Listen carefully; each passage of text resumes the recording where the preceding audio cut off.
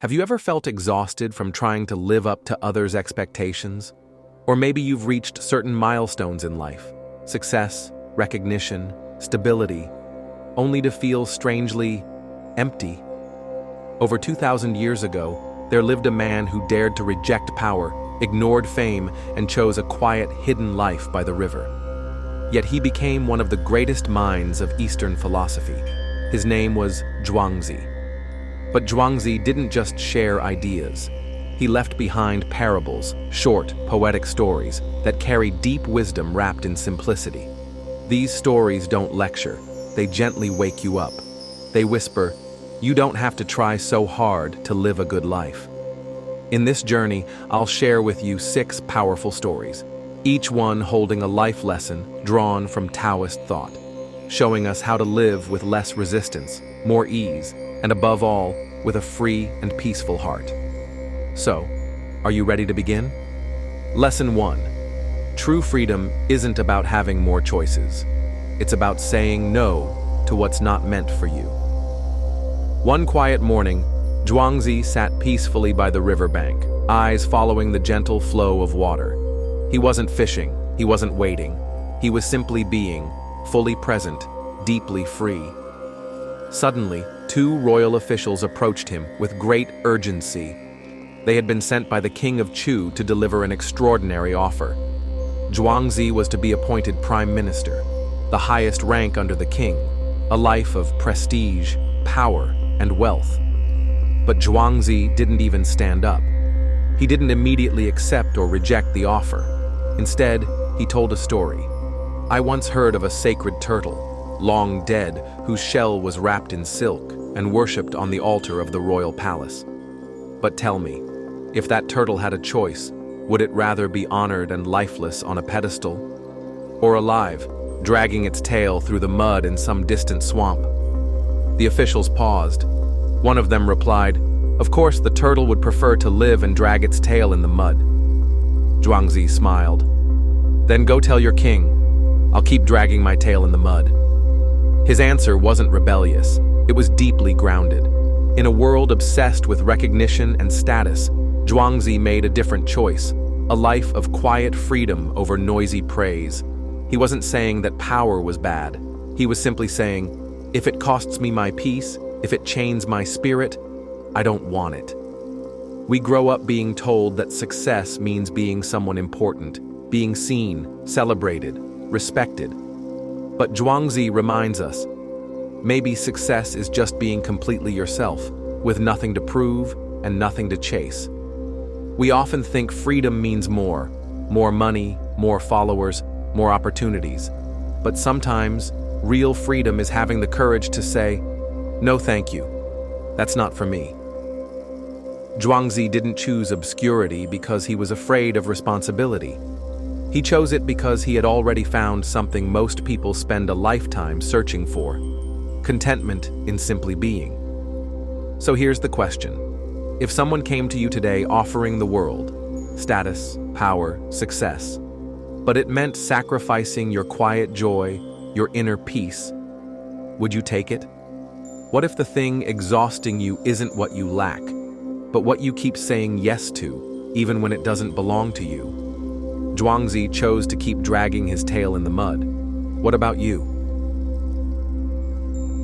Lesson 2. Sometimes you don't need to try harder, you just need to let go and let life flow.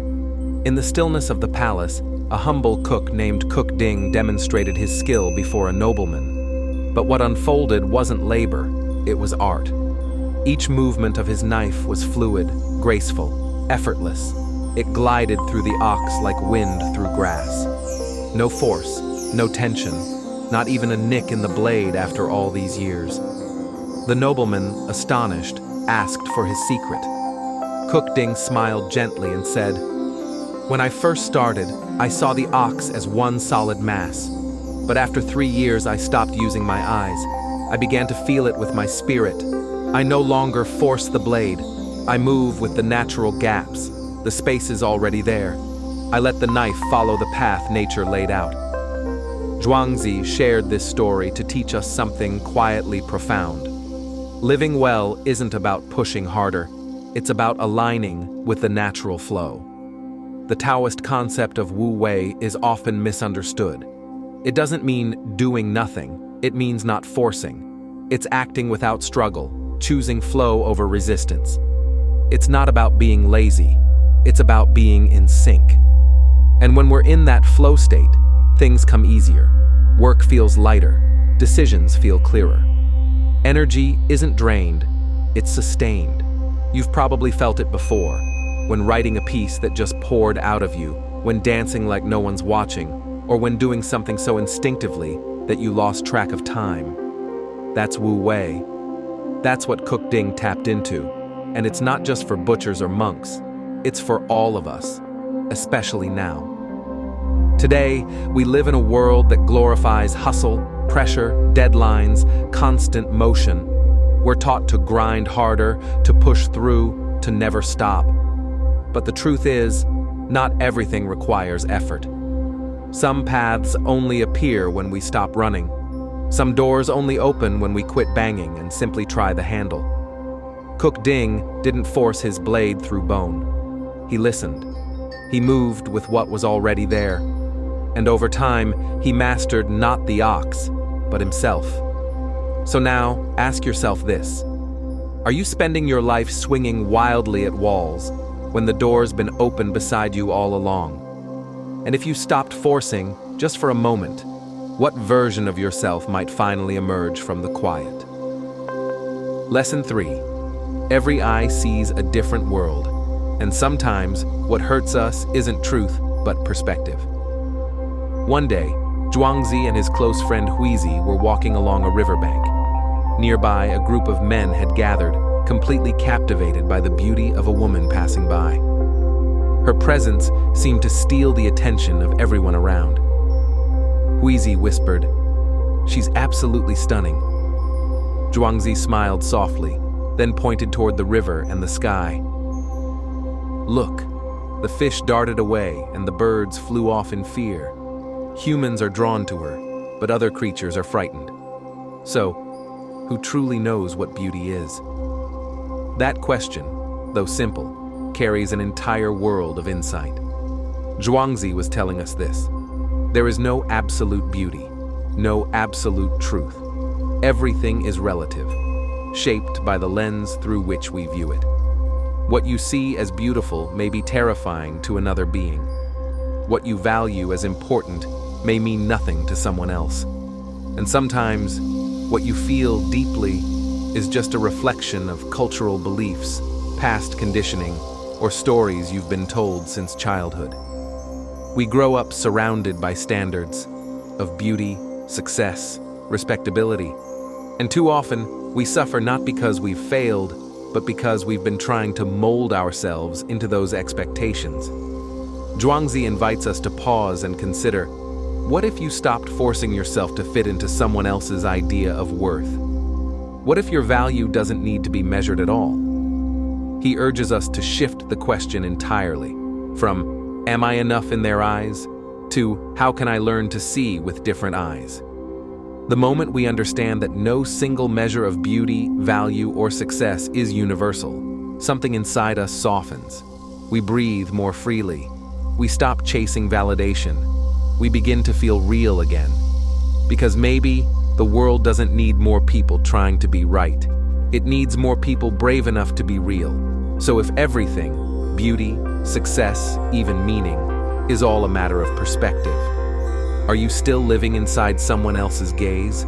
Or are you ready to look at yourself through a kinder, more honest lens? And if you let go of every imposed standard, what hidden beauty might you finally discover in yourself?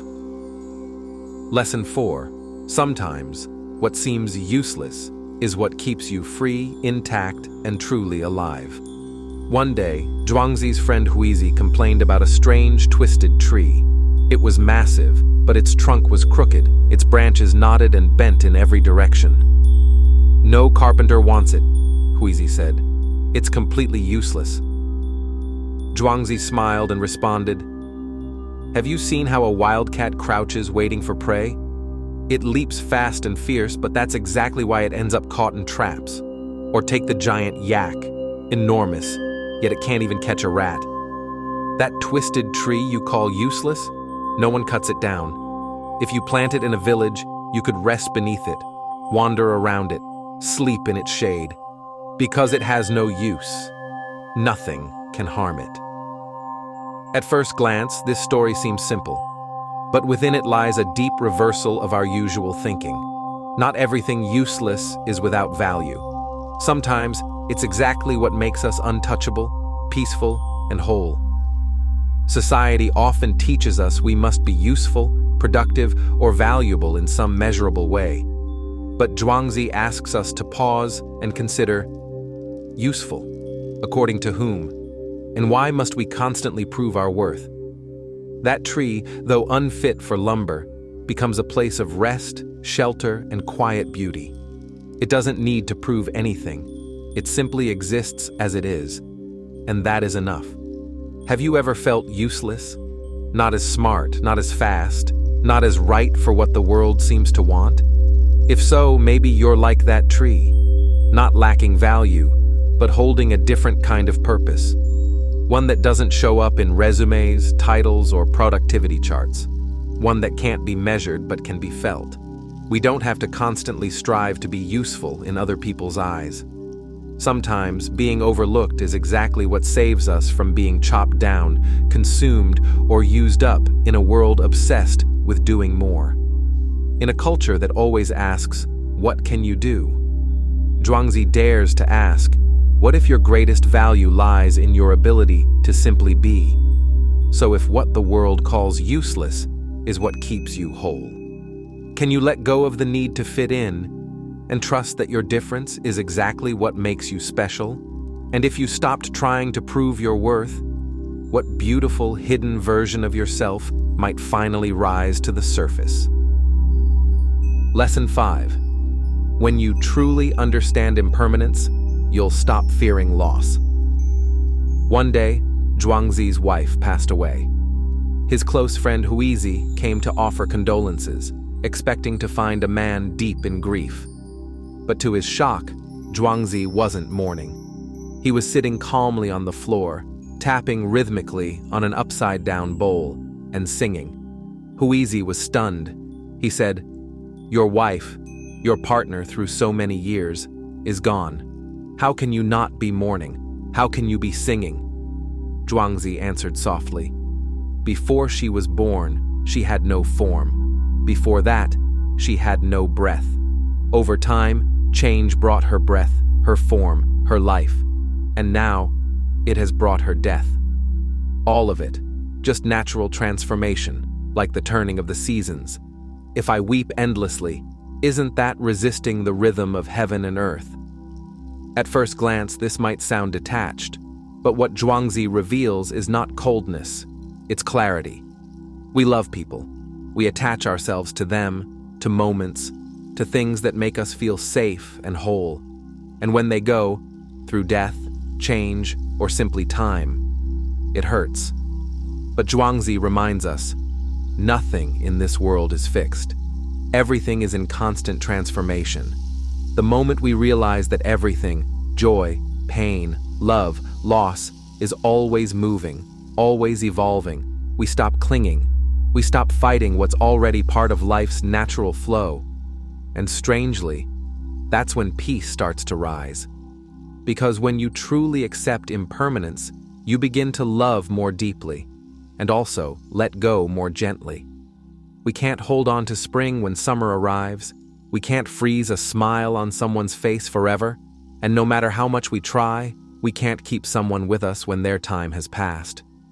Zhuangzi didn't sing because he didn't feel. He sang because he understood. Pain doesn't need to be avoided. It needs to be embraced with wisdom. So if everything is temporary, every person, every feeling, every season of your life, what are you still gripping onto, even though it's already asking to be released? And if you finally let it go, could you discover a peace inside you that you never thought possible? Lesson 6. When you no longer fear death, you finally learn how to live. As Zhuangzi, the ancient Taoist philosopher, neared the end of his life, his disciples prepared a grand funeral for their beloved teacher. They planned to honor him with an elegant coffin, formal rites, and a burial in line with the best traditions. But Zhuangzi smiled and said, "Why would I need a coffin? Heaven and earth are my grand burial robe. The sun and moon are my lanterns. All of nature will walk beside me as companions. What more could I possibly need?" Still worried, the disciples protested, "But Master, if we don't bury you, the crows and vultures will eat your body." Zhuangzi replied calmly, "If I lie above ground, birds will feed on me. If I lie below ground, worms and ants will feast. Either way, I'll be consumed. So why favor the worms over the birds?" Zhuangzi wasn't being callous. He wasn't joking. He was speaking with the heart of someone who had truly understood life. To him, death was not the end, just a transformation. Like leaves falling to become soil or water turning to mist then rain, nothing ever really disappears. It simply changes form. And when we accept that death is a natural part of life, we gain something extraordinary: the ability to live fully, without fear. Zhuangzi didn't need a fancy farewell. He didn't need to be remembered with rituals. He knew that once he dissolved back into the cosmos, he wasn't truly gone. He was simply returning to where he came from: nature. In the modern world, we fear death. We avoid talking about it, thinking that if we ignore it long enough, it might not catch up to us. But that fear doesn't protect us. It limits us. It keeps us from living deeply, keeps us worried, distracted, and disconnected from what really matters. When we stop running from the idea of death, when we face it openly without panic, we begin to see the truth. Every moment we're alive is a rare and beautiful gift. So if one day you were no longer afraid of death, how would you live today? What have you been putting off out of fear or hesitation? And if you knew that nothing lasts forever, would you finally dare to live your one wild life all the way to the very end? You've just traveled through 6 stories. On the surface, they may seem like simple old tales, but each one opens a door to mental freedom, to a way of life that doesn't demand you to chase, prove, or pretend. Zhuangzi didn't teach us how to succeed by modern standards. He taught us how to let go and still feel whole, how to stop trying so hard and still be truly ourselves, and how to embrace impermanence while still finding beauty in the moment. Maybe, after hearing these stories, you're still not quite at peace. That's okay. Like a seed planted in silence, the lessons of Zhuangzi will quietly take root, often when you least expect it.